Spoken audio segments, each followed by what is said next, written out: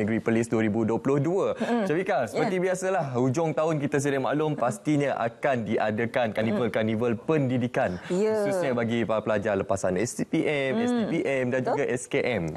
Sebab itulah ada satu karnival pendidikan dan haluan kerjaya Putrajaya 2022 bakal diadakan tidak lama lagi.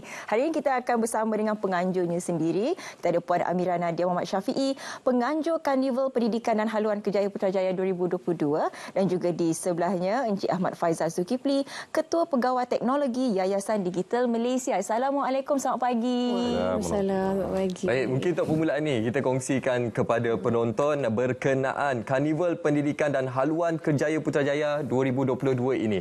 Okey. Terima kasih atas soalan dia ajukan. Sebelum tu saya beri pengenalan sikit tentang karnival pendidikan kita. Kalau ikutkan karnival pendidikan kita ni anak kepada karnival Putrajaya. So karnival Putrajaya ni adalah satu karnival yang besar yang mana kita adakan sekali setahun, yang kita akan buat dalam 23 hingga 25 September.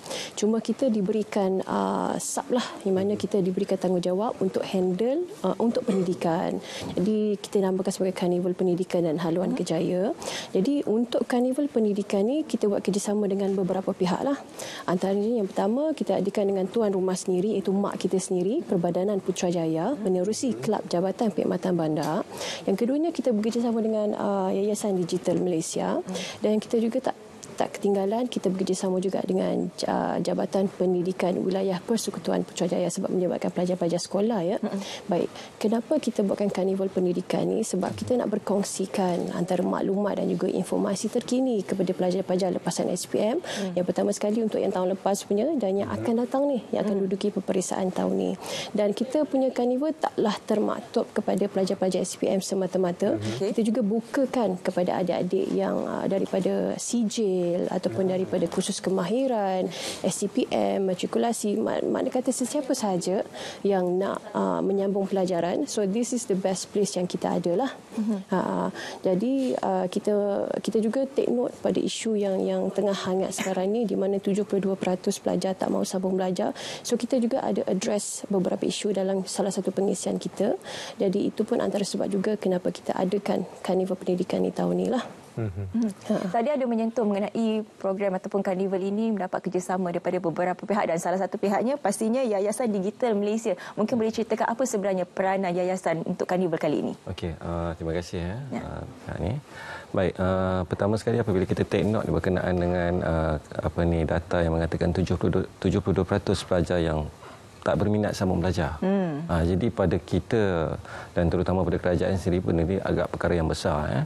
Jadi kita ada buat beberapa penyelidikan sedikit. Jadi kita dapati basically apabila berlaku pandemik hari itu, yang mana revolusi orang kata industri ini telah mengalami satu revolusi yang besar, iaitu semua industri bertukar ke arah digital. Tak pernah dulu orang mesyuarat secara online termasuklah pendidikan yang mana kelas pun diadakan secara atas talian. Okey, jadi atas dasar itu kita melihat daripada belajar tahun lain ni kita pun faham parents pun ada mengalami masalah tertentu Ada setengah tu yang masalah dari sudut akses dan sebagainya, itu hanya masalah yang utamalah. Kemudian masalah-masalah macam ialah pelajar ni bila tak berdepan dengan cikgunya tu kan, dia online tapi apa yang dia buat kita tak pasti kan. Itu antara masalah-masalah lain. Okey, jadi kita lihat mungkin adakah ini kaitannya dengan 72% yang tak berminat tadi. Jadi daripada Yayasan Digital Malaysia kita melihat perkara ini agak serius. Jadi mungkin kaedah ke, mungkin apa yang orang kata yang menyebabkan perkara itu berlaku. Jadi antara mungkin solution yang kita dapat sekarang ini mungkin instead of kita pergi kepada secara maya digital dan sebagainya, mungkin kita kena ada juga macam permohonan secara berdepan dan sebagainya. Macam sebelum ni permohonan online pun memang kita ada UPU contohnya Tetapi bila benda masalah begini, bila semua nak online, dia ada satu impact sebab benda tu mengejut. Masa pandemik tu benda tu mengejut, yang tak pernah online semua nak online. Jadi benda tu agak satu benda yang besar. Jadi orang kata kita macam shock culture sikit. Jadi dia carry benda tu jadi macam semua nak duduk kat rumah aja. Jadi orang kata mungkin minat tu pun dah berkurangan. Malah sekarang ni satu lagi, itu dari sudut negatifnya. Positifnya pula, pelajar-pelajar ni ada kreatifnya, yang mana diorang mengambil kesempatan di atas pemberdayaan kesihatan talian ini, diorang research lebih lagi. Sebab sekarang belajar sumber-sumber dekat YouTube lah, dekat web dan sebagainya, yang mana cikgu belum ajar diorang dah belajar. Betul. Adakah sebab itu yang diorang tahu sebelum cikgu ajar tu diorang dah minat tak belajar? Adakah sebab itu? Jadi itu kita kena fine tune baliklah.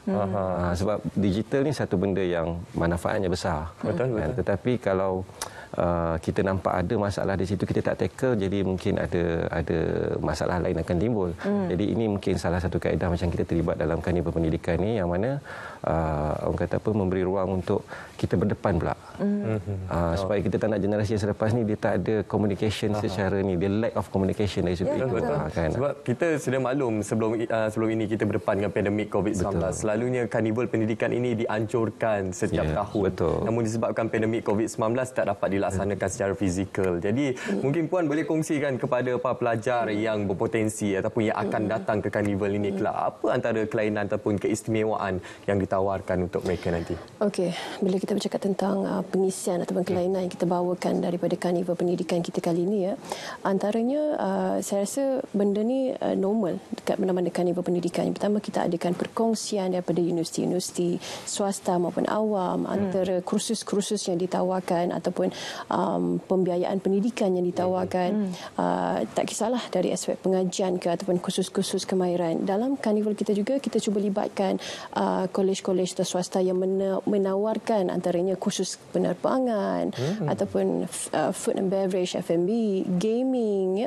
Sebab sekarang ni kita tahu perspektif pelajar dah berubah. Okay, ada dua perkara yang berubah. Pertama, pelajar dah tak mau belajar secara sepenuh masa. Ada yang mencari separuh masa sebab masing-masing nak bekerja sambil membiaya pendidikan. Jadi kita bawakan antara kolej-kolej dan swasta, kolej-kolej dan universiti-universiti lah, baik awam atau swasta, yang mana menawarkan baik sepenuh masa dan separuh masa kita berikan kepada pelajar. Dan juga yang kita ikut juga kursus-kursus ni adalah yang berkaitan dengan trend ataupun minat pelajar masa kini. Dan trend-trend tu sudah tentu perlulah berkait rapat dengan peluang pekerjaan pada masa depan, ya.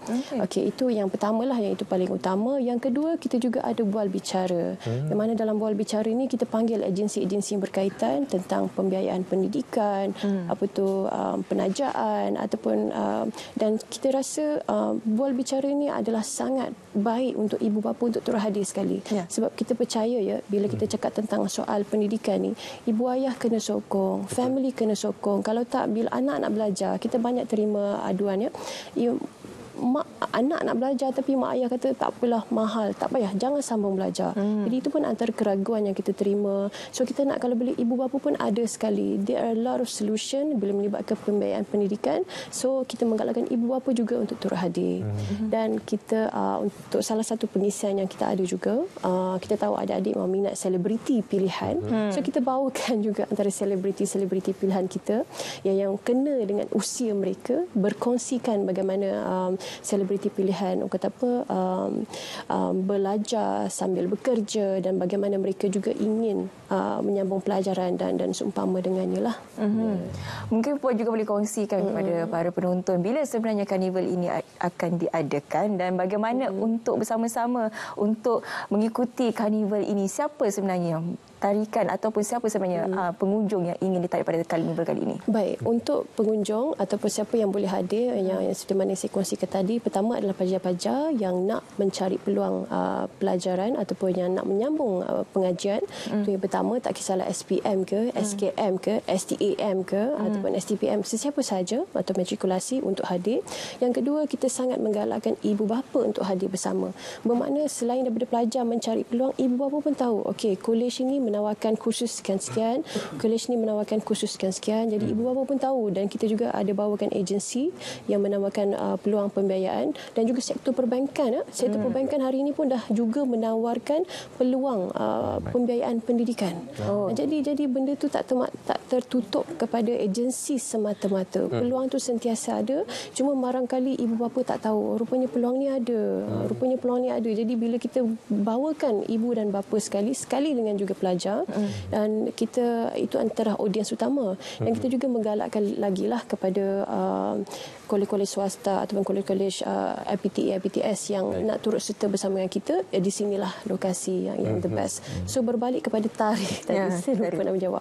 So kita akan sekalikan dengan Karnival Putrajaya daripada 23 sehingga 25 September, which is next week. Minggu hadapan. Jadi sama-sama kita memeriahkan bagi kita mendapat peluang dan memanfaatkan platform yang disediakan ini. Jadi Tuan, sebagai kesimpulannya, mungkin ada perkara yang ingin Tuan war-warkan kepada masyarakat di luar sana, khususnya bagi yang berdekatan dengan Putrajaya untuk menghadiri dan juga memeriahkan. Mungkin ada juga yang bertanya, adakah karnival ini kalau nak masuk berbayar ke ataupun percuma ke, Tuan? Okey.